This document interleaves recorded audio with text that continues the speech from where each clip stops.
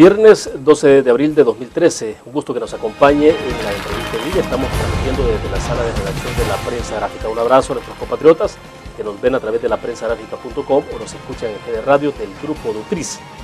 Varios temas para la reflexión de este viernes al cierre de la semana: elecciones en Venezuela y repercusiones anticipadas en El Salvador, sobre todo con el caso particular de Roberto Dawison, consolidación de candidaturas presidenciales para 2014 y continuidad de cierta tensión entre Asamblea Legislativa y Sala de lo Constitucional, entre varios temas que tenemos planteados este día para los próximos minutos. Está con nosotros en nuestros estudios Mario Acosta, ex dirigente del partido de oposición Alianza Republicana Nacionalista Arena. Don Mario, bienvenido. Gusto. William, un gusto saludarte y dirigirme a todos los compatriotas que nos ven dentro y fuera de El Salvador.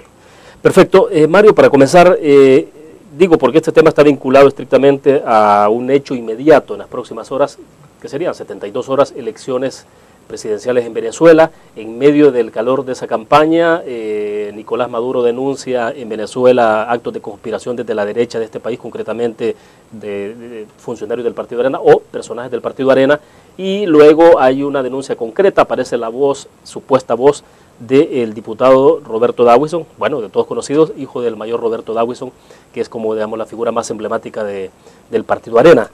¿Cómo cae esa acusación en particular esta semana, Mario? Bueno, William, a mí me sorprendió mucho ese señalamiento, aunque no dijéramos el contexto general. Siempre en Arena nos han tratado de involucrar en cosas que pasan o dejan de pasar en otros países, quizás porque saben nuestra vinculación histórica con el gobierno de los Estados Unidos en cuanto a la lucha y búsqueda de ciertos objetivos, como es defender la libertad y defender también la democracia en los países. Entonces, de alguna manera, siempre se han fijado en El Salvador y especialmente la fuerza representativa más grande de la derecha que existe en El Salvador en estos momentos, que es Arena. Yo recuerdo en el pasado siempre han habido señalamientos, y este momento en un contexto de elecciones en Venezuela, en el que dijéramos se está disputando unas cuotas de poder que trascienden a Venezuela por la injerencia a través de los fondos del petróleo en toda Latinoamérica, por qué no decirlo así, y especialmente acá en El Salvador. Entonces no podía dejar de ser El Salvador un escenario de esas elecciones del próximo domingo en Venezuela.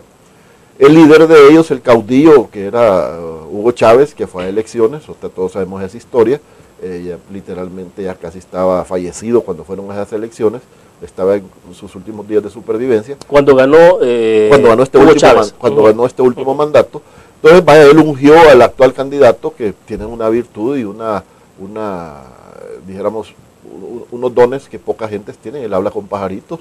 Ustedes vieron que esto se ha dimensionado más allá de lo normal, porque para aquí en nuestro medio eso significaría casi chifladura, pues, ¿verdad? Entonces, pero a partir de eso, dijéramos, comenzó a dibujarse la imagen de seriedad que podía tener las candidaturas en Venezuela.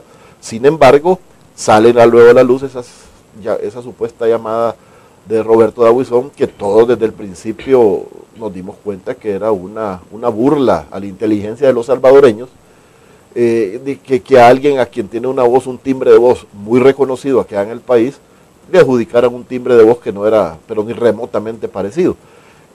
Sí, a mí no deja de preocuparme el hecho de que cuál es el origen de esa llamada, porque si así abiertamente el gobierno de Venezuela está involucrado en injerencias en las llamadas telefónicas de los salvadoreños, eso ya es algo que va al campo eminentemente diplomático y de soberanía nacional. Ya, y en ese contexto, precisamente, ¿cómo le ha parecido la reacción del gobierno? Digo, sobre todo porque en un primer momento lo que se consideraba allí era no sé si la canalización de esta denuncia, por ejemplo, decían alguien, tenía que ser concretamente a través de la Embajada de El Salvador en Venezuela para que se oficializara por los canales diplomáticos, sí, y de esa manera fuese una denuncia oficial, digamos, y no por los medios de comunicación. Sí. Claro que no ha ocurrido eso hasta hoy. El presidente Funes dijo que esperaba para el pasado miércoles las pruebas. Bueno, no sabemos todavía públicamente si las tiene o si era esta conversación telefónica. Y ahora estamos a viernes, como bien decís, William, y desde el miércoles el presidente, en una de sus acostumbradas declaraciones, me parece que se le fue la mano, porque casi condenó a Roberto, por una parte. Segundo lugar, creo de que le sacó a relucir señalamientos, dijéramos, muy peyorativos de su padre y de su hermano asesinado en Guatemala, que me parece que un poco desdicen y distinguen la estatura presidencial que nuestro país merece. Entonces, sí no me parece que haya sido acorde a su investidura esos señalamientos. Lastimosamente para el país, él se sumó a ese coro de Venezuela en el que decían prácticamente que Roberto era la persona y él era el enjuiciado, o a enjuiciar, y ya quedó demostrado, pues inclusive yo he visto declaraciones de voceros del FMLN en el que dicen que definitivamente la voz no es la misma. Pues. Sí, debo entender que Roberto Lorenzana, por ejemplo, reconoció públicamente de que él, desde su punto de vista, consideraba que no era la voz de Roberto Davison. Mario, pero bueno, de acusaciones de la derecha, de la vinculación, no han sido nuevas. En el pasado incluso su nombre apareció en algún momento en esos complot y todo ese tipo de conspiraciones supuestas en contra de Cuba, por ejemplo. A usted se le ha señalado también. Fíjate de que yo cuando era ministro del Interior, fui ministro casi 8 años, en el periodo en el que acá Enrique Molins era muy aficionado a importar entrenadores cubanos para el INDES, que dieron buenos, regulares o malos resultados, esa es otra historia. Entonces eso de alguna manera me hizo merecedor a estar, dijéramos, en el ojo visor de las autoridades cubanas. Agregado a eso el hecho de que un familiar muy cercano a mi ex esposa está preso en Cuba por poner bombas, ¿verdad? Entonces eso, yo me acuerdo que cuando Mauricio Funes era presidente, era entrevistador del Canal 12, fue a entrevistar a Fidel Castro y él con nombre y apellido me señaló a mí directamente y decía que mi cuñado era uno de los presos en Cuba, porque Otto Rodríguez Llerena específicamente.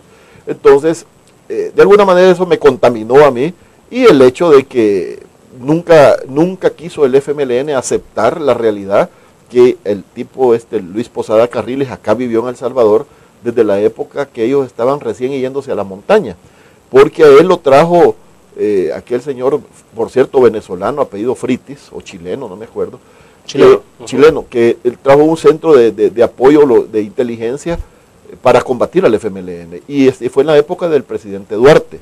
A él lo documentaron con una cédula falsa en la alcaldía de Tecapán, en Zulután, y a partir de esa documentación, él comenzó a construir su estatus migratorio, sacó pasaporte, después cuando venía la época de las renovaciones los renovaba, o sea, y nadie iba, aquí no tenemos un estado policía que permita estar investigando si la legitimidad o ilegitimidad de cada uno de los documentos, excepto cuando casualmente hay un acto delictivo que lo saca a luz, ¿verdad? Entonces ese fue el caso.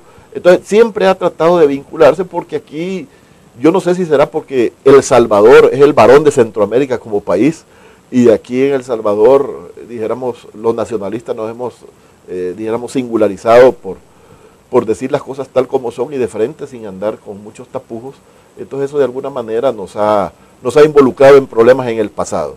Me acuerdo que hasta Hugo Barrera, ministro de Seguridad, y de repente nos dimos cuenta que a varios funcionarios de su gobierno, compañeros de gabinete, nos estaba investigando precisamente con ese tema y generó eso en la época del doctor Calderón Sol, bastante polémica, porque era como yo lo entendía, como que era deslealtad por estarnos dudando de nosotros mismos. Todo eso quedó claro. Una especie de contraespionaje. Sí, no sabía yo que en esos momentos con qué propósito. Sin embargo, quedó claro y demostrado que ahí no había nada que hacer, que había que averiguar. Ningún ente del Estado salvadoreño le estaba dando protección, aval o justificando lo que este tipo hacía acá.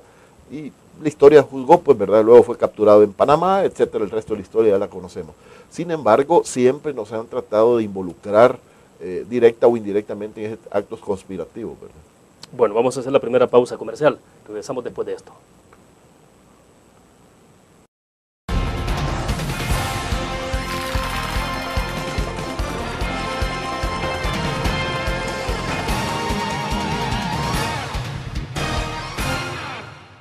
Ingresa gratis a un nuevo nivel de lectura.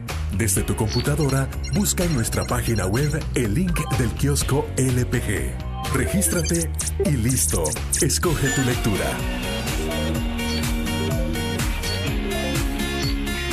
En tu tablet, iPhone o Android, ingresa a App Store o Google Play.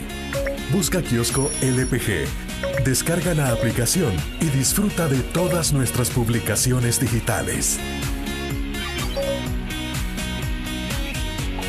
Grupo Nutriz. Multiplicamos la forma de informarte. ¿Qué es la ley de medicamentos?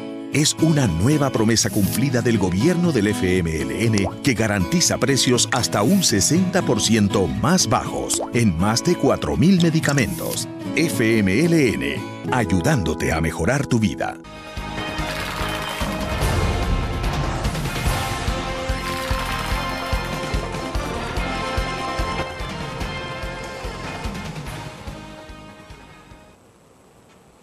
Este viernes estamos cerrando la semana y comparte con nosotros en nuestros estudios desde la sala de redacción de la prensa gráfica Mario Acosta, ex dirigente del partido Alianza Republicana Nacionalista Arena.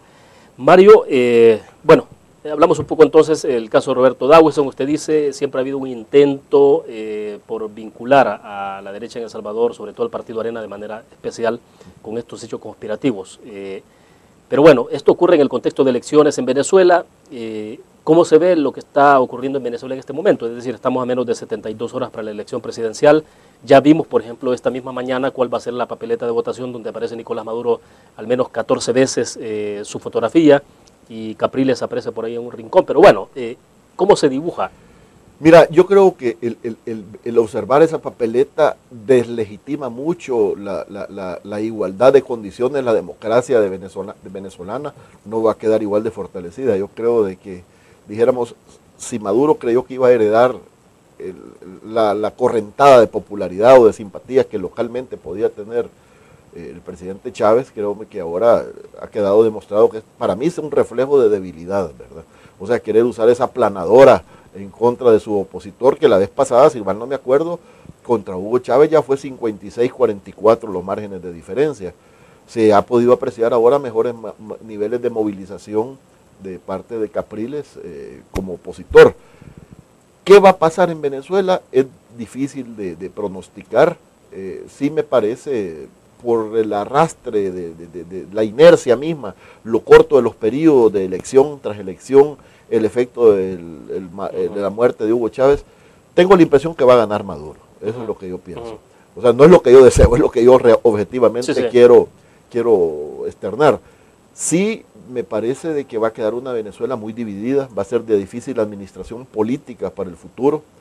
¿Qué consecuencias puede tener eso para El Salvador? La continuidad del pensamiento de Hugo Chávez, porque por lo menos Hugo Chávez tenía cierta formación, dijéramos, militar, académica, porque los militares en sus respectivas escuelas militares son formados académicamente.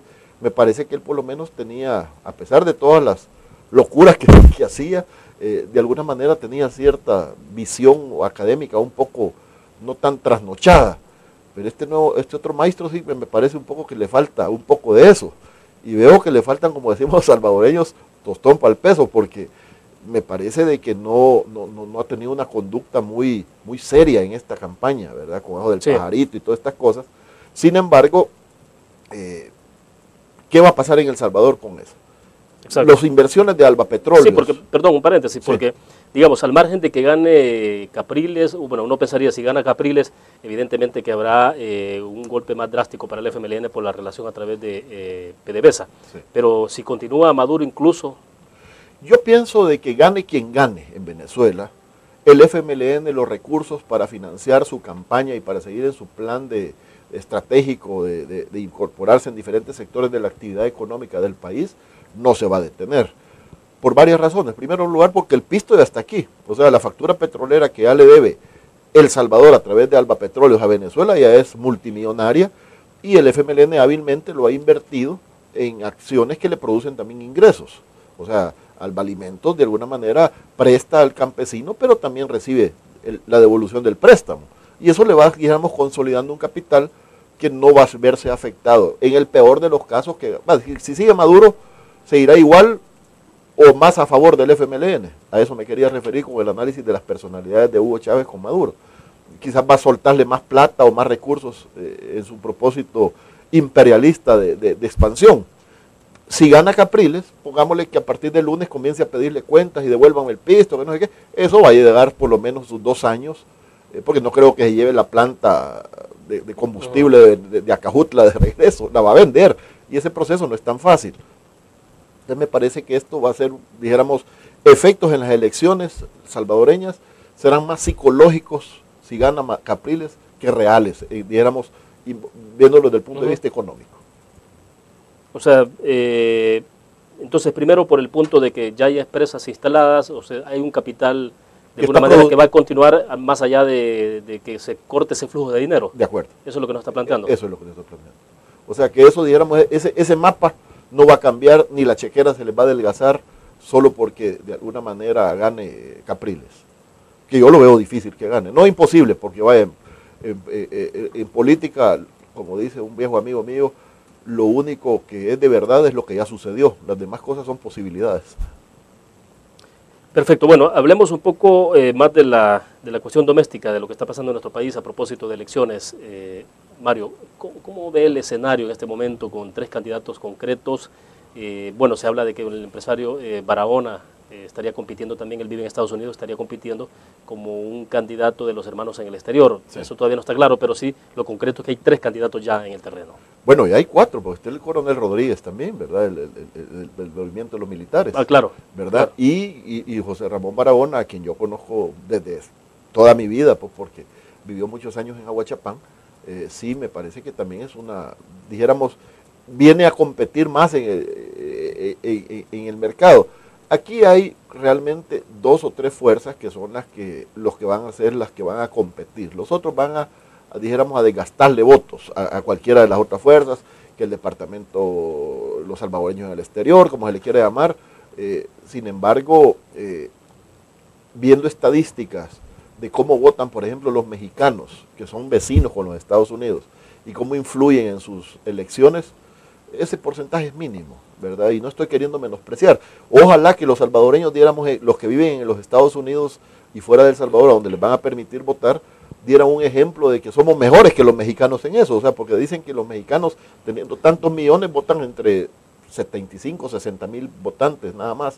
Bueno, aquí los que estarán habilitados aproximadamente son 170 mil, 200 mil salvadoreños. Sí. Digo, quienes tendrán la posibilidad de poder votar en el exterior. Porque van a tener su DUI. Exacto, pero parece que quienes pueden votar en términos concretos, reales, pueden ser mucho menos. O sea, pongámosle que lleguemos a unos 50, 60 mil votantes efectivos que vayan el día de las elecciones. ¿Y eso siendo muy optimista o qué? Siendo muy optimista, porque las distancias también para votar, las facilidades. Aunque va a ser a través de correo. Va a ser a través de correo. O sea, ojalá que también se garantice la transparencia de ese mecanismo de votación. Pero yo esperaría que hubiera una votación masiva, pero que tenga la suficiente fuerza para cambiar los resultados, me cuesta creerlo, ¿verdad? Por el volumen de votación que pienso que va a haber acá. Aquí tenemos alrededor de 400, 500 mil nuevos votantes jóvenes, que sí me parece que van a marcar la diferencia a través de su voto y de su simpatía. Porque vaya, pongámosle que en el mejor de los casos, de esos universos de 150, 170 mil que me decías que van a poder hacer su voto, que votaran la mitad, sí, ya sería un éxito. Vaya, entonces, pero aquí contra 500,000 de nuevos votantes jóvenes, dijéramos hijos después de los ciudadanos que nacieron después de la firma de los acuerdos de paz, sí me parece de que va a ser un gran bloque de diferencia. Yo veo en un escenario 3 candidaturas, cada uno con la experiencia y con sus virtudes y defectos que pueda tener, todos con su pasado político, ¿verdad? No sé quién estará conectando mejor, ¿verdad? Porque uno cuando platica con representantes de cualquiera de las 3 candidaturas, todos van en primer lugar. O sea, aquí van a haber 3 medallas de oro, ¿verdad? Y eso no lo he visto, pero ni en ningún deporte, pues, ¿verdad? Entonces, un triple empate no puede haber. Que se pronostica que puede haber una segunda vuelta, sí creo que es como inevitable, ¿verdad? También hay muchos de ellos dicen que van a ganar en primera vuelta. No sé si los números les darán, ya, ¿verdad? Pero sí, lo que sí es una realidad, William, es que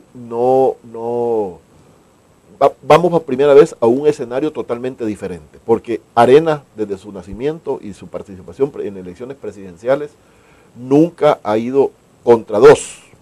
Lo mismo el FMLN, siempre ha ido contra Arena, ¿verdad? Ahora vamos contra una tercera fuerza también, que no es sencilla. Vemos aliados históricos tradicionales de la misma Arena, como el PCN, PDC, algunos sectores productivos tales como el agro, que ahora tienen en el sector agropecuario, la competencia de Alba Alimentos, que está haciendo una labor que de alguna manera nosotros como gobierno dejamos de cubrir, y alguien ocupa tu lugar, ¿verdad? O sea, todo eso es una parte de lo que está pasando. Viene la otra parte de qué es lo que puede decantar expectativas o simpatías. Que Lo es... interrumpo porque tengo que hacer una pausa. Retomemos ese tema de hacia dónde se puede decantar. Hemos escuchado muchas declaraciones. Por ejemplo, esta semana abrimos la semana con Roberto Ávila, fundador del Partido Arena, y él reconocía, por ejemplo, decía, por ejemplo, que él no está de acuerdo con el voto por rostro para la elección presidencial, pero que por la información que tenía es casi un hecho de que va a ocurrir para la elección de 2014. Y decía, ¿a quién cree usted que le favorece? Pues le va a favorecer a Elías Antonio Saca, decía él. Lo reconocía con ese nivel de sinceridad. Hablemos de eso después de la pausa.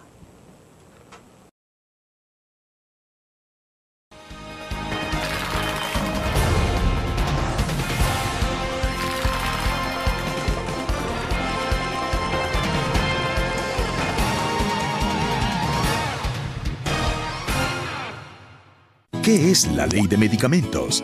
Es una nueva promesa cumplida del gobierno del FMLN que garantiza precios hasta un 60% más bajos en más de 4.000 medicamentos. FMLN, ayudándote a mejorar tu vida. Una nueva forma de vivir la información. GDA Live de Grupo Dutriz. Ingresa a App Store o Google Play y descarga gratis la aplicación GDA Live. Ahora, busca en nuestros periódicos y revistas los iconos de GDA Live. Enmarca la imagen dentro de tu pantalla para animarla.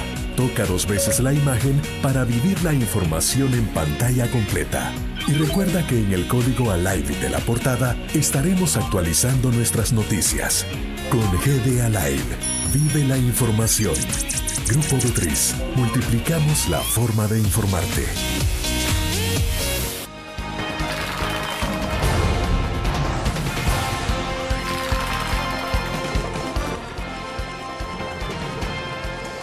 Bueno, Mario, sigamos entonces en el análisis de cómo se está planteando la configuración de elección presidencial para 2014. Al margen de que hayan otros candidatos, usted dice hay 3 fuerzas o 3 candidatos concretos que sí se están disputando en el terreno, las posibilidades. Entonces estaríamos hablando concretamente de Norman Quijano, Salvador Sánchez Serén y Elías Antonio Saca. ¿Cómo se ven esas fuerzas en términos de votación, de simpatías? Hay 3 factores que inciden definitivamente el día de las elecciones. En primer lugar, la capacidad de movilización es una, la organización que tenga el respectivo partido, pero sobre todo ahora la gente ya no busca tanto qué canción es la más bonita o qué artículo promocional es el más bonito. Lo que la gente busca ahora es quién va a tener el mejor programa con el que se puede identificar y quién tendrá los mejores actores para implementar ese programa. Yo escuchaba el otro día a la fórmula presidencial de Arena en un programa y oía de que ya tienen plasmado su plan de gobierno en 5 ejes. Lastimosamente a mí, por ser un hombre que se debe al sector agropecuario, no veo la importancia del sector agropecuario como uno de los grandes ejes de apuesta de Arena. Y eso es no reconocer los errores que hemos cometido en el pasado, de haber abandonado el sector agrícola. El sector agropecuario en general, ¿verdad? O sea, llámese ganadería, caficultura, caña, cereales, etcétera. Sí, claro. Entonces todo eso, de alguna manera, me preocupa que no se haya entendido esa lección de que haber abandonado el agro significa ahora Alba Alimentos y la incursión de tantos actores, dijéramos, nuevos a competir con un mercado que tradicionalmente votante, que alguna vez fue, dijéramos, incondicional de Arena. Entiendo que el mismo FMLN ahora viene con Alba Café y con el propósito de abrir varias tiendas de ventas de café en China incluso. Entonces, ellos sí saben para dónde van y me confunde y me preocupa y me da tristeza ver que en el partido no se le esté dando esa importancia a ese tema tan importante, valga la redundancia. Bueno, pero es crucial porque está hablando del impacto en el sector campesino, donde el FMLN, debo entender por las encuestas, si uno las analiza, es donde está mejor posicionado precisamente. Cabal, entonces, si vos ves el sector empresarial y el sector campesino relacionados con el agro, de alguna manera tenemos una gran expectativa. ¿Quién va a ser el que mejor nos ofrezca una plataforma de gobierno? Y segundo lugar, ¿quiénes van a ser los actores de ese tema? ¿Verdad? Porque tampoco sirve que tengas un plan de gobierno excelente y exitoso o motivador y tengas un mal ejecutor, ¿verdad? Entonces, me parece que no hay como la conciencia clara de algunas cosas, o las mismas personas que han diseñado en el pasado estrategias y campañas políticas siguen con la misma receta. Entonces, si venimos de perder la presidencia de la República por recetas equivocadas o por no haber podido conectar, dijéramos abiertamente, con un buen sector. Entonces, me parece que eso debería de revisarse a la brevedad posible. Y ojalá los tres candidatos lleven una plataforma que verdaderamente motive al sector agropecuario a involucrarse, porque no podemos seguir dependiendo de que el clima, que el cambio climático, y no darle importancia cuando se debe a lo que es el tema del agua. Yo me acuerdo que hay dos personas a quienes tres, el doctor Ibarra, Roberto Navarro y Dagoberto Gutiérrez, que siempre han sido muy voceros de lo que es el tema del cambio climático. Y el problema, sobre todo uno de ellos tres, no recuerdo quién de ellos, una vez lo escuché decir que la próxima guerra en El Salvador iba a ser por agua. Vemos ahora, Navarro ha sostenido esa posición. Sí. Y yo la comparto, porque aquí en nuestro país caen más de 2.000 milímetros de agua, y todas esas aguas lo que hacen es erosionar nuestras tierras e ir a asolvar los ríos y los mares. ¿Por qué no aprovechamos esa agua que cae aquí con propuestas concretas para ayudar al medio ambiente, a la misma salud y vida de la gente? Entonces, ¿y cuál es el único bosque que aquí puede permitir permear y que esas aguas se infiltren? El bosque cafetalero. Y no vemos la importancia que se le da hasta ahorita de parte de ninguno. Todos tenemos discursos y buenos propósitos, entonces, pero nada realidades. Entonces, ante eso, me parece de que estamos a la expectativa de qué van a ofrecer al respecto de plan de gobierno.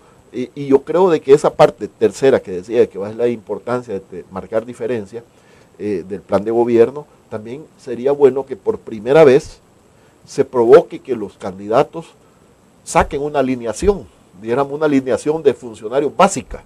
Dijéramos quién va a ser el ministro de Hacienda, quién va a ser el ministro de Agricultura, ministro de Seguridad Pública. ¿Qué es lo que tradicionalmente ocurre hasta que han ganado la elección? Sí, porque a mucha gente... ¿Usted quisiera ver una composición preliminar, digamos, de gabinete? De una composición preliminar, con funcionarios elementales, no toda la cantidad de 200 o 300 funcionarios de importancia del gobierno, no, por lo menos los 5 más importantes, que son los que al final dirigen o conducen la vida económica y productiva del país. Entonces, me parece de que si eso se implementa en estas elecciones, pues de alguna manera también eso va a tener sus consecuencias. Entonces yo, para resumirte, William, mi opinión de los 3 candidaturas a menos de, 11 meses que sean las elecciones, todavía no está nada escrito. O sea, hay muchas cosas que pueden cambiar, dijéramos, el rumbo de para dónde se va a decantar la población. Ahora, digamos, sus opiniones, usted ha sido un dirigente del Partido Arena, pues, o claro. sea, ¿cuál es la relación que tiene en este momento con el partido? Digo, porque no le ha hecho llegar sus opiniones o a usted lo han excluido totalmente. No, o sea, mi voz no la van a callar en ningún momento. No, me refiero a que internamente no está siendo escuchado. Yo no formo parte de ningún cuadro de mando ahorita en el partido. Tengo a mis amigos en todos los niveles del partido, desde los expresidentes hasta la última persona de jerarquía dentro del partido. Yo he escuchado, los he escuchado, me han escuchado, he dicho mis opiniones, lamentablemente algunas se escuchan y no se implementan, porque así tiene que ser, porque no, a menos que yo fuera el dueño me harían caso. Entonces no, yo doy mis opiniones, lamentablemente me preocupa ver que algunos temas como el que antes acabo de mencionar, que no solo lo digo yo, lo dice medio mundo dentro del partido, no se escuchan. A veces te oyen, pero no te escuchan. Entonces, llega un momento en que vos te aburrís de dar opiniones y sin ser escuchado, porque te estás perdiendo el tiempo y tenés otras cosas más que hacer, ¿verdad? Sí, yo he transmitido mis opiniones, por eso es que las puedo hacer en público, porque ya se las hice saber al mismo Norman, a René Portillo Cuadra, a Jorge Velado, o sea, todos saben lo que pienso yo, pues, ¿verdad? Bueno, vamos a hacer una pausa. Cuando regresemos, pero está trabajando en otro. No, ahorita he estado dedicado, ahorita he estado peleando con la Roya.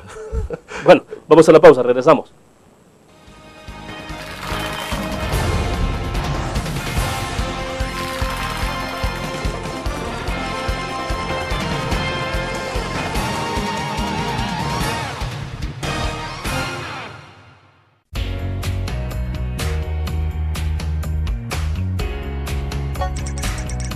Cada momento donde quiera que estés. Te damos el mejor contenido en diferentes plataformas para que tú escojas el medio para informarte. Y ahora con Grupo Dutriza Live, la nueva aplicación digital. Vive la información como una nueva experiencia en tu periódico. Multiplicamos la forma de informarte. Grupo Dutriz. La interacción con la tecnología llega con múltiples formatos. Nueva revista Tech Live, la información tecnológica más actual y los gadgets que modifican tu estilo de vida. Tech Live es una revista multiplataformas que te ofrece los últimos avances de la tecnología, las herramientas de mayor utilidad e interesantes artículos de la era digital. Escoge el medio que te mantendrá actualizado o visita nuestra web. Espera el futuro con Tech Live, una publicación de Grupo Dutriz.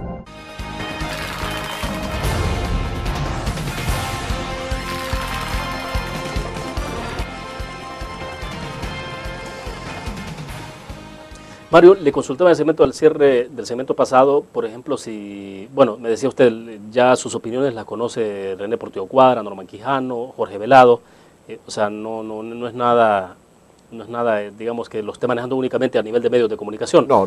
Pero, ¿a qué está dedicado en términos políticos? No sé, ¿hay proximidad con Walter Araujo, con algunos Walter, dirigentes del PCN o no? De Arena. No, sí, nosotros estamos siempre en comunicación con gente como Walter. Inclusive el otro día manifesté mi malestar por la manera como se habían expresado de él algunos actuales dirigentes del partido. Yo siempre he creído en la renovación, William, y que nadie debe ser estático ni permanecer indefinidamente en un lugar. Pero en la política el mixto entre experiencia y juventud es necesario. Y si no veamos, a mí me gusta apoyarme mucho en los ejemplos de la agricultura.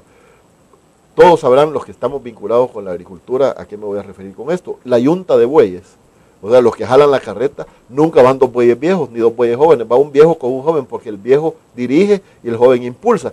Así es en la política también, esa mezcla de ambas experiencias y de motivaciones es la que te pueden producir los resultados. Creo que el partido en eso sí de alguna manera ha renovado su dirigencia. Lo que sí lo he escuchado es que hay como cierto resquemor de que han llegado algunas, diríamos, estructuras excluyentes con algunas otras. Y aquí en la política es el arte de sumar y multiplicar. Nadie sobra, todos hacen falta.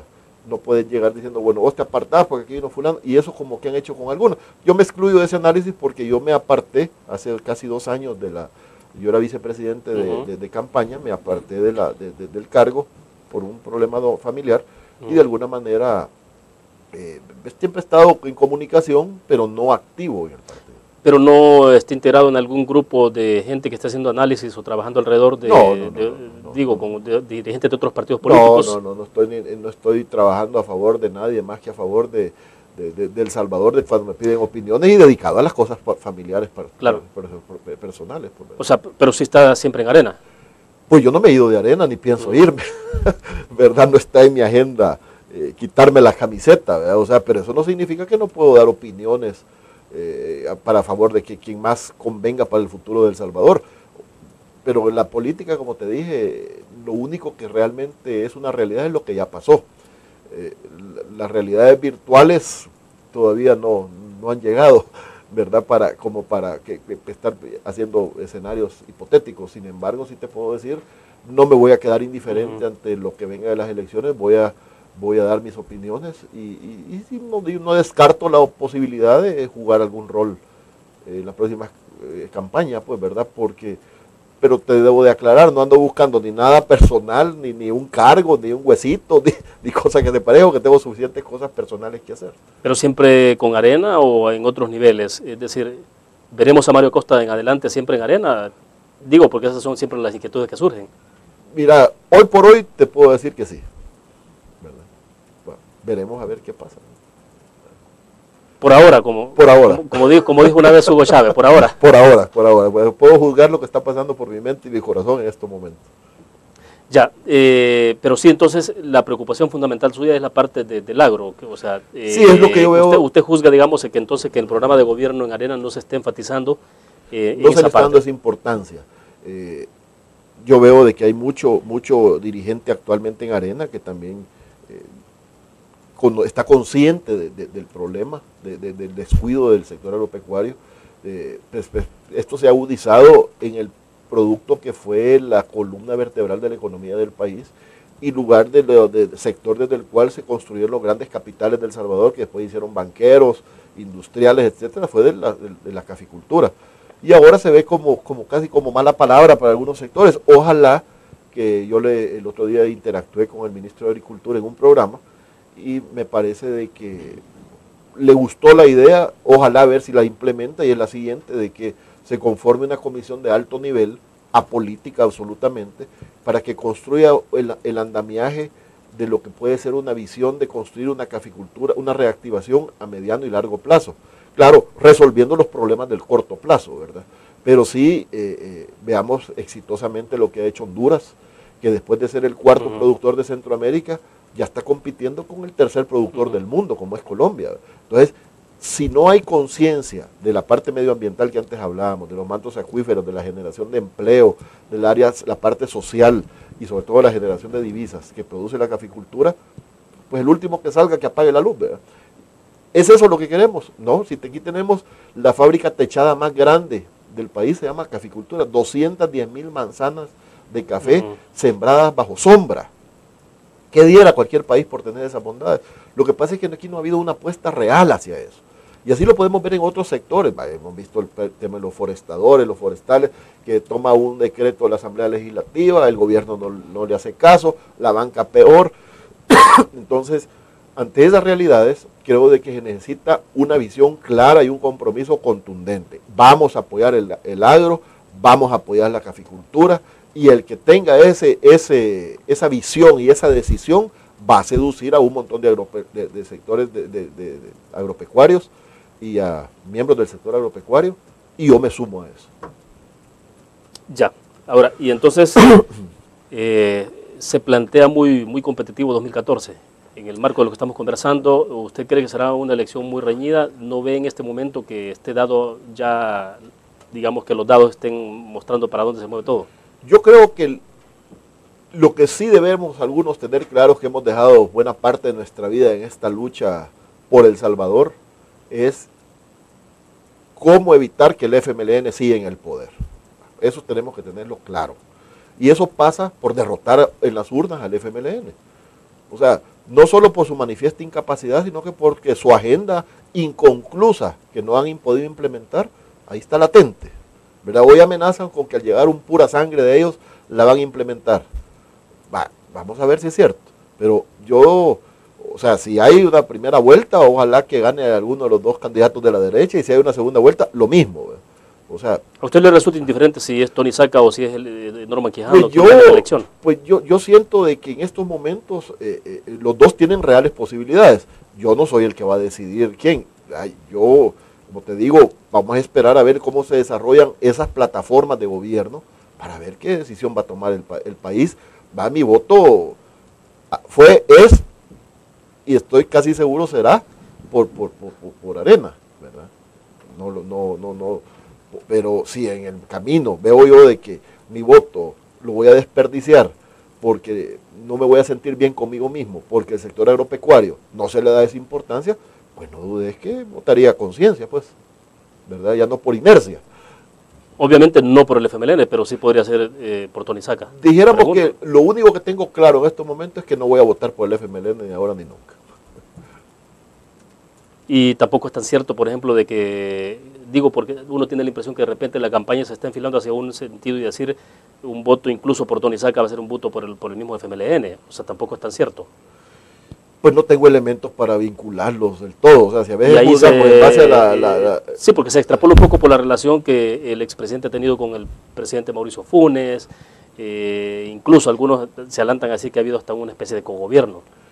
Mira, se ven algunas manifestaciones de ese cogobierno en el plano legislativo, pero un presidente de la República, yo estoy seguro, así como yo estoy convencido de que no voy a votar y no deseo que gane el FMLN, de la misma manera estoy convencido yo que Mauricio Funes está apostando que gane cualquiera menos Arena, ¿verdad? Entonces, preferiría que ganara José Ramón Barahona o cualquier otro, hasta el mismo el coronel Rodríguez, que va por el Partido de los Militares, antes que gane Arena.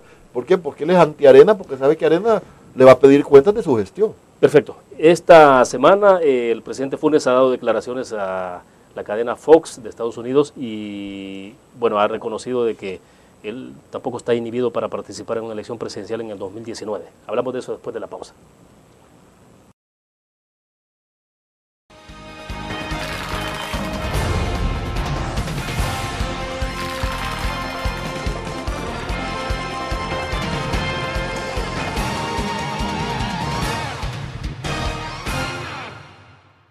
Un graficionado no olvida la historia, y aunque perdió una y otra vez, no perdió el orgullo. El graficionado se levantó entonando su grito de batalla, respirando gritos de gol y celebrando las épicas victorias. Un graficionado cree en la magia de la camiseta y mantiene viva la ola de fe, porque el graficionado sueña con volver a un mundial. El gráfico lo hacemos por deporte. Cada momento, donde quiera que estés, te damos el mejor contenido en diferentes plataformas para que tú escojas el medio para informarte. Y ahora con Grupo Dutriza Live, la nueva aplicación digital. Vive la información como una nueva experiencia. Multiplicamos la forma de informarte. Grupo Dutriz.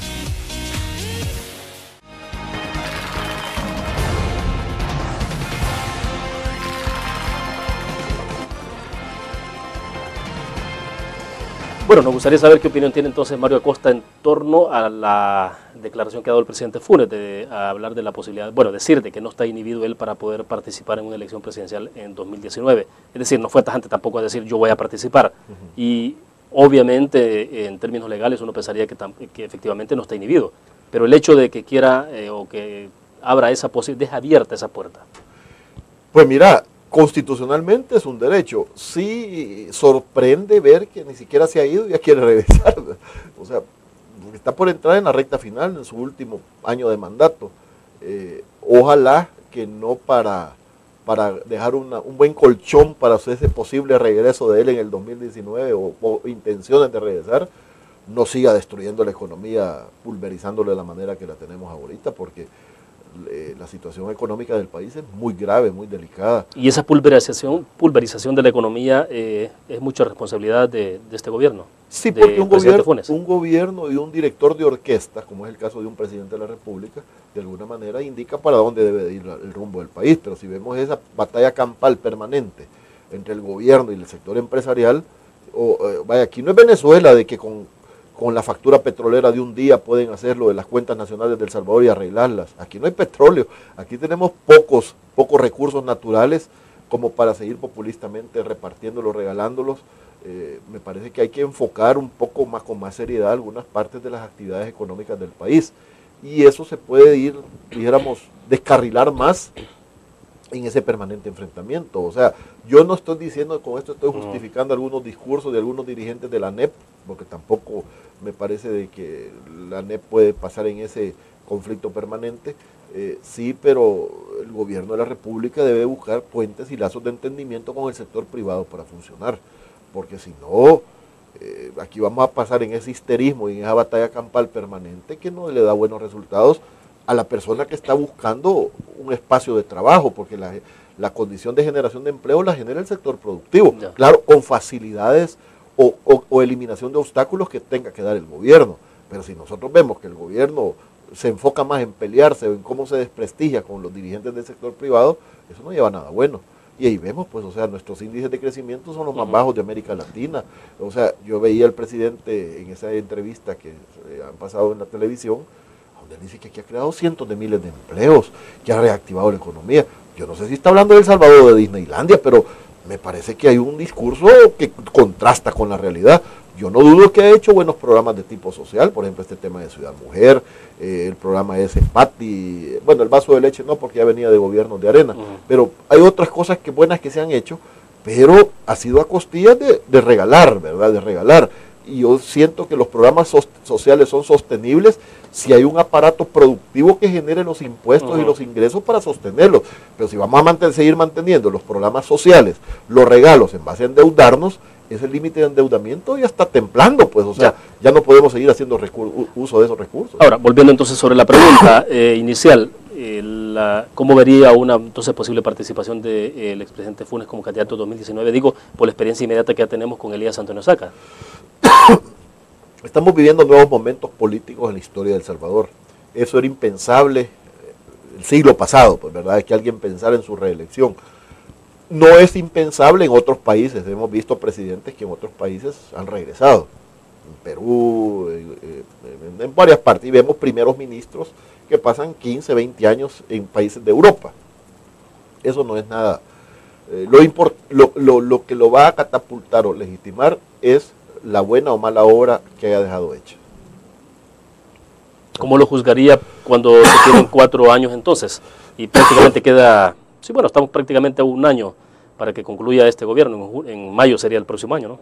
Yo no voté por él ni votaría por él en el 2019, lo único que te puedo decir. O sea, no solo porque en aquella época estaba yo muy metido en la dirigencia del partido, Arena, sino que también porque no me parece que haya hecho lo adecuado como para pensar en votar en él para el 2019. No me está dando un buen recuerdo, ¿no? Como para pensar de que voy a pensar en él como opción, en el caso que él se quisiera meter, pues, ¿verdad? O sea, no creo que con tanta anticipación, como digo, ni siquiera se ha ido y ya quiere regresar, ¿verdad? Entonces mejor esperemos que se vaya y vamos a ver qué tal lo juzga la historia. Bueno, no sé si vamos a hacer una pausa en este momento. Bueno, vamos a ir a la pausa. Cuando regresemos, la disidencia en el Partido Arena, o sea, ¿qué está pasando? ¿Tiene que ver un poco con lo que hablamos al inicio de la entrevista o qué ocurre? Dejo plantear la interrogante. Vamos a una pausa.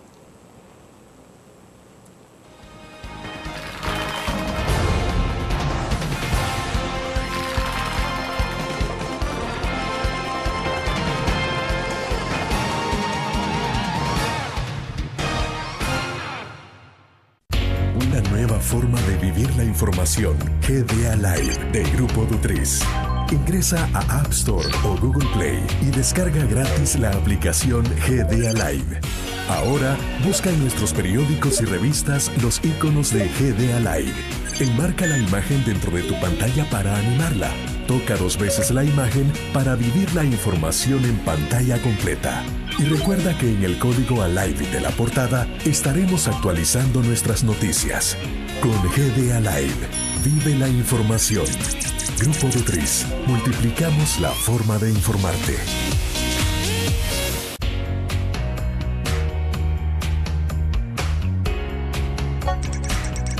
Cada momento, donde quiera que estés, te damos el mejor contenido en diferentes plataformas. Para que tú escojas el medio para informarte. Y ahora con Grupo Dutriz Alive, la nueva aplicación digital. Vive la información como una nueva experiencia en tu periódico. Multiplicamos la forma de informarte. Grupo Dutriz.